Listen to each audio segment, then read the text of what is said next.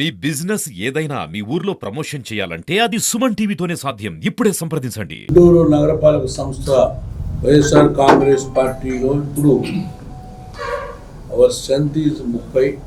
ఆ 30 మందికి జిల్లా వైఎస్ఆర్ కాంగ్రెస్ పార్టీ తరఫున రాష్ట్ర కాంగ్రెస్ పార్టీ తరఫున మీ అందరికీ నేను అభినందన తెలియజేసుకుంటున్నాను. కష్టకాలంలో పార్టీకి అండగా ఉన్నందుకు మీకు ఈ పార్టీ ఎప్పుడు గుర్తుపెట్టుకుంటుంది అనేటువంటిది సంకేతం జగన్మోహన్ రెడ్డి గారి దగ్గర నుంచి మీకు అందుతూ ఉంది. దాంతోపాటు మాకు ఇంకా ముందున్నటువంటి 2 పరీక్షలు మాకున్నాయి మా నాయకత్వానికి. ఒకటి, మా దగ్గర నుంచి వెళ్ళినటువంటి 15 మందిని మళ్ళీ మా వెనక్కి తీసుకురావటం. 2, జనసేన సంబంధించినటువంటి 2, తెలుగుదేశం సంబంధించిన 9 మందిలో కూడా మా వైపు ఎంతమంది తీసుకొస్తాం అనేది కూడా మా ముందు ఛాలెంజ్ ఉంది. ఎందుకంటే ఈరోజు చంద్రబాబు నాయుడు ఇచ్చినటువంటి పథకాలు ప్రజల్లోకి వెళ్ళలేకపోతుందని తెలుగుదేశం కార్పొరేట్లు కూడా చాలా మంది మా ముందు చెబుతున్నారు. కార్పొరేట్లు పరిరక్షిస్తున్నప్పుడు 15,000 అనేటువంటి రింగుటోన్ కూడా మేము పెట్టుకున్నాం. నీకు 15,000 నీకు 15,000 అనేది మారు మోగిపోతూ ఉంది ఎక్కడ పేద ప్రజానీకం దగ్గరికి పోయినా. అందుకని ఆ పార్టీ మీద అపనమ్మకంతో మా వైపు కూడా చూస్తున్నారు ఈ 9 మంది కార్పొరేట్లు కొంతమంది. అందుకని డెఫినెట్గా 3వ తారీఖున ఈ నగరపాలక సంస్థ స్టాండింగ్ కౌన్సిల్ అనేటువంటిది మేము గెలవబోతున్నాం.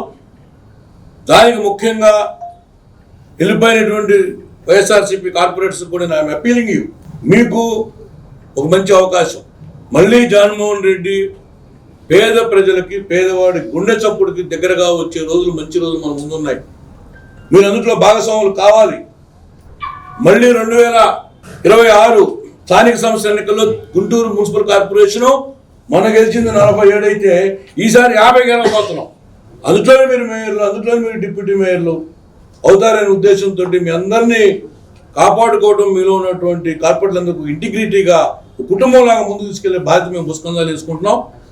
దీంతో పాటు తెలుగుదేశం పార్టీ నాయకత్వం, ఎస్పెషల్లీ ఎమ్మెల్యేస్ 3, ఎంపీ గారికి ఇట్లయితే ప్రజాస్వామ్యం పరిహాస్యం అవుతుంది.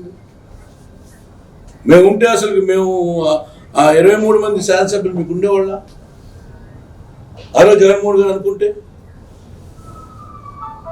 ఈరోజు రేపొద్దు నరేంద్ర మోడీ ఈ రాష్ట్రంలో చంద్రబాబు నాయుడు వద్దు మాకు మా వాళ్ళు ముఖ్యమంత్రి కావాలని చెప్పి 5 ఎమ్మెల్యేలతో బీజేపీ స్టార్ట్ అయిందనుకో, మీరుంటారా? జనసేన, తెలుగుదేశం ఈ రాష్ట్రంలో గవర్నర్ వ్యవస్థను వాళ్ళు వాడుకుంటే. అందుకని బలవంగా ఇది వాపు, ప్రజల్లో బలం లేకుండా మళ్ళీ మాలో ఉన్న కుటుంబ సభ్యుల మధ్య చిచ్చు పెట్టి డబ్బు ప్రలోభం.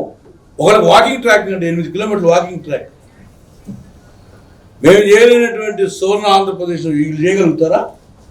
అధికారంలో ఉన్నటువంటి మేయర్ పిలిస్తే commissioner.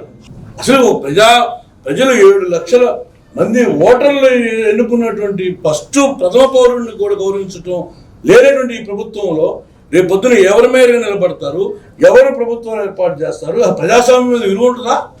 So I'm appealing the Telugu Desam party and MLAs 3 ఇక్కడ ఉన్నటువంటి 3కి నేను విజ్ఞప్తి చేస్తున్నా, ప్రజాస్వామ్యంలో కొంచెం విలువలు కాపాడండి. ఇది మేము గెలిచినట్టు, ప్రజలు గెలిపించినట్టు మా ప్రభుత్వం 5 ఏళ్ళు ఉండమని చెప్పింది మాకు.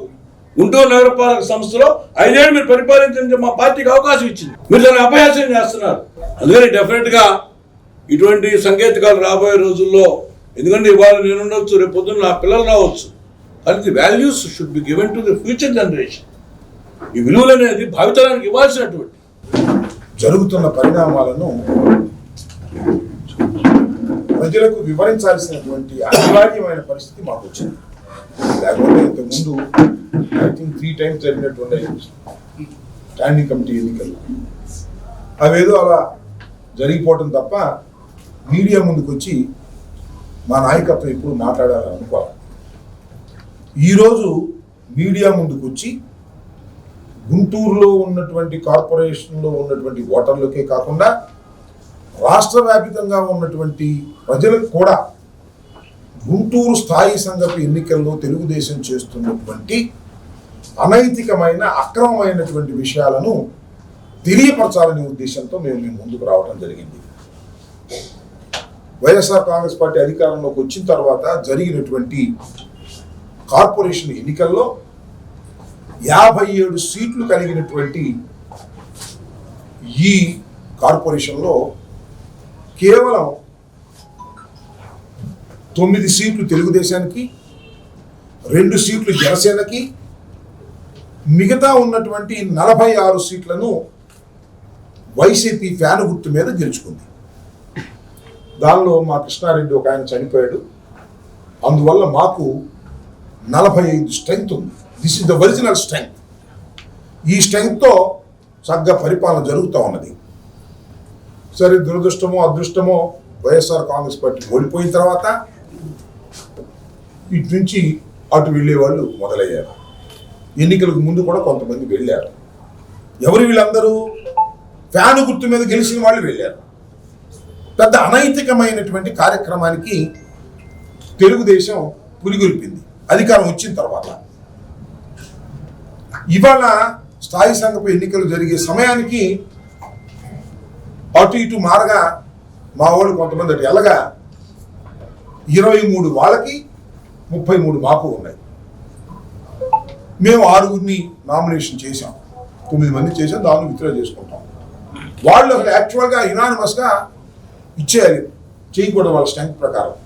వాళ్ళు నామినేషన్ వేశారు. అంటే కొనాలి, ప్రలోభాలు పెట్టాలి అని నిర్ణయించుకొని ఏదో ఒక విధంగా స్టాండింగ్ కమిటీ ఎన్నికల్లో గెలవాలనేటువంటి ప్రయత్నం వాళ్ళు చేస్తున్నారు.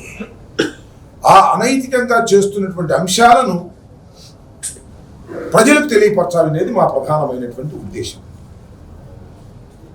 మొన్న ఒక రోజున ఇద్దరు, ఈ 33లో ఇద్దరు వైసీపీ తరఫున గెలిచినటువంటి వారు కండువాలు వేసుకున్నారు. చిత్రం నాకు అనిపిస్తుంది, ఎమ్మెల్యేలుగా గెలిచిన వాళ్ళు ఏం చేస్తున్నారంటే, ఏమైనా కార్పొరేటర్ ఎవరైనా ఉంటే ఆయన వచ్చి ఇక్కడ జాయిన్ అవ్వమంటారా, వాళ్ళు ఇంటికి వెళ్ళిపోతున్నారు. ఇంటికి వెళ్ళిపోయి ఇంటికాడ కూర్చుని ఎమ్మెల్యే వస్తే కాదంటారా, ఇంటికాడ కూర్చుని బేరసారాలాడి వాళ్ళ కండవాలు వేస్తున్నారు. ఎక్కడ చూడలే నేను. ఒక కార్పొరేటర్ కోసం ఎమ్మెల్యేలు, ఈ కార్పొరేషన్లో 3 ఎమ్మెల్యేలకు సంబంధాలు ఉన్నాయి. ఈ 3 ఎమ్మెల్యేలు ఎలా వెళ్ళిపోతున్నారు? ఎవరికి? వైసీపీ తరఫున గెలిచిన వారికి, ఫ్యాను గుర్తు మీద గెలిచిన వారింటికి, కార్యకర్తలందరూ కష్టపడి గెలిపించున్న వారింటికి, పార్టీ కూడా ఎంతో సపోర్ట్ చేసి ఆర్థికంగాను మరో రకంగాను సపోర్ట్ చేసి జగన్మోహన్ రెడ్డి గారు గెలిపించినటువంటి అభ్యర్థుల దగ్గరికి సిగ్గు విడిచి వెళ్ళిపోతున్నారు. ఒకటి, అధికారం ఉంది వాళ్ళ దగ్గర. మరి మా వాళ్ళు, మరి వాళ్ళ క్యారెక్టర్ ఉంటాయో పోతాయో నాకు తెలియదు. రాబోయే కాలంలో గొడవలమని వెళ్ళిపోతున్నారట. అధికారం వచ్చిన తర్వాత కొంతమంది వెళ్ళారు. మొన్న 2 రోజుల క్రితం 2 వెళ్ళారు. ఇంకా ఎవరో వాళ్ళు వెళ్తారు, వీళ్ళు వెళ్తారు అనేటువంటి ప్రచారం జరుగుతున్నటువంటి దశ. ఈ దశలో ప్రజలకు చెప్పాలని తెలుగుదేశం చేస్తున్నటువంటి కార్యక్రమం. ఎంతకు వెళ్తున్నారా అంటే 30 అంటున్నాడు ఒక ఆయన. లేదండి 50 దాకా వెళ్తుందని అంటున్నారు. మీరు అనుకుంటున్నారా?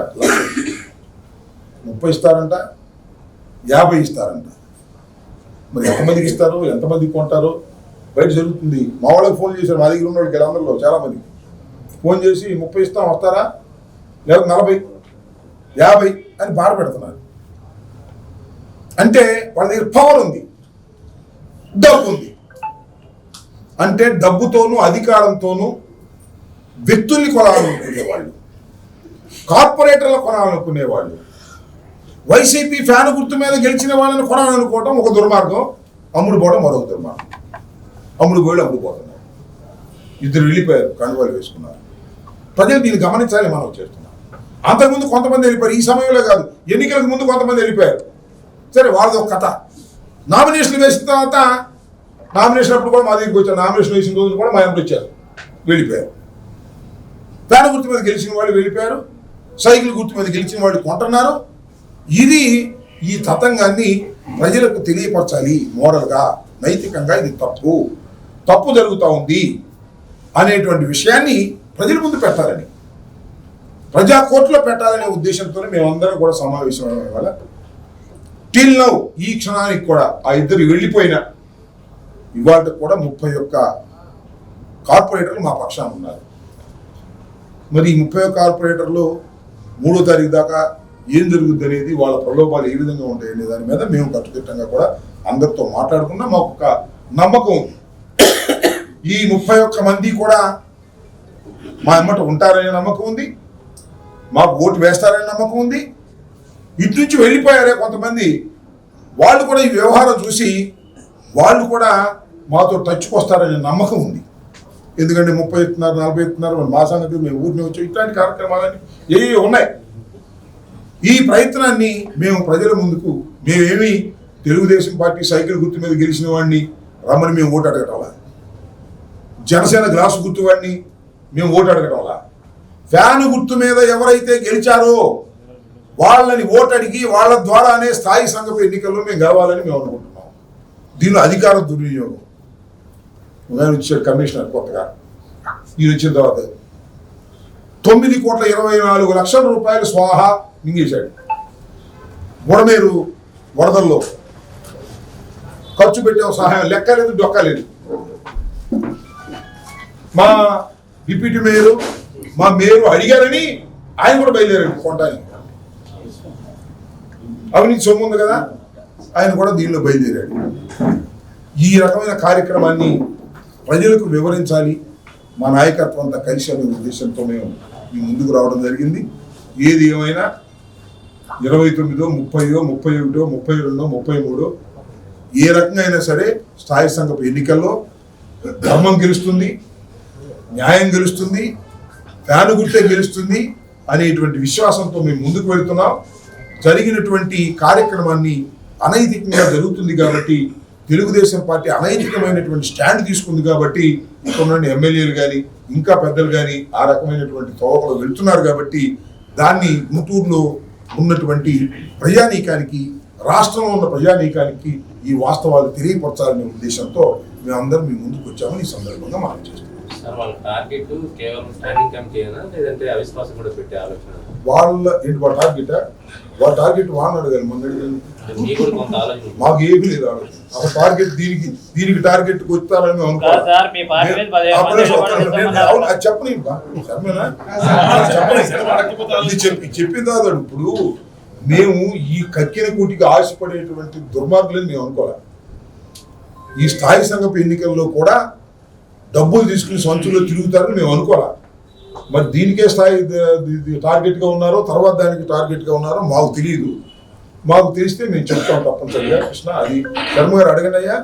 కాదండి, మీ పార్టీలో 15 మంది టీడీపీలోకి వెళ్ళడానికి సిద్ధంగా ఉన్నారో వాళ్ళు చెప్పుకుంటున్నారు. పైపెట్టి మీ పార్టీలో వాళ్ళకి ఆదరణ లేదని, సరైన గౌరవం ఇవ్వట్లేదని, కౌన్సిల్లో వాళ్ళ వాయిస్కి వాల్యూ లేదని చెప్పి వాళ్ళు అసంతృప్తిగా వెళ్ళిపోతున్నారని చెప్తున్నారు. ఆ చెప్పుకునే వాళ్ళు ఎవరో నాకు చెప్తే నేను కరెక్ట్గా సమాధానం చెప్తాను. ఎదురుగా వచ్చి మాట్లాడమంటారా? కాదు, నువ్వు చెప్పు, నీకు ఎవరు చెప్పారో చెప్తే. శర్మ, నువ్వు చాలా సీనియర్వి, ఇక్కడ నుంచి వెళ్ళిపోయేవాడు. ఇది అద్భుతంగా ఉందండి. ఇక్కడ చైర్మన్ గారు మంచి వాళ్ళు, అంటే అది మేయర్ గారు మంచి వాళ్ళు, డిప్యూటీ మేయర్ గారు మంచి వాళ్ళు. అయినా సరే నేను వెళ్ళిపోతాను ఎవరు చెప్తాడా? పోయేవాడు పురచాలి పోతున్నాడు. ఇది కొత్త రాజకీయాలు శర్మాజీ, ఇదేమన్నా కొత్త రాజకీయాలు? పోయేవాడు ఏం చేస్తాడు? అమ్మడి రాంబాబు దగ్గర నుంచి పోయేవాడు అమ్మడి రాంబాబు నాకు నచ్చలేదు, అమ్మడి రాంబాబు దొరకడం చెప్తాడు. అంతేనా? ఇక పోయేవాడు ఏం చెప్పాడు అనేది పాయింటే కాదు ఇక్కడ. గమనించాల్సిన పాయింట్ ఏంటంటే, వెళ్ళిపోయారు ఏంటి కరడు కట్టిన వైసీపీ అనుకున్న రెడ్లు వెళ్ళిపోయారు. వెళ్ళిపోయాడు అంటే ఆడి కరుడు కట్టలేదు అనమాట. కరుడు కట్టలేదు, నువ్వు భ్రమించావు. వాడు కరుడు కట్టాడంటే వెళ్ళేవాడు కాదు. ఆడి కరుడు కట్టలేదు, నువ్వు కరుడు కట్టిందని భావించావు, వాడు ముంచిపోయాడు. అంతే తేడా. ఇప్పుడు నుంచి రెడ్లు వెళ్ళిపోతారు, మళ్ళీ మా అధికారం వస్తే అక్కడ కమ్మాస్ అందరూ వస్తారు. ఇవన్నీ ఇవన్నీ మామూలుగా.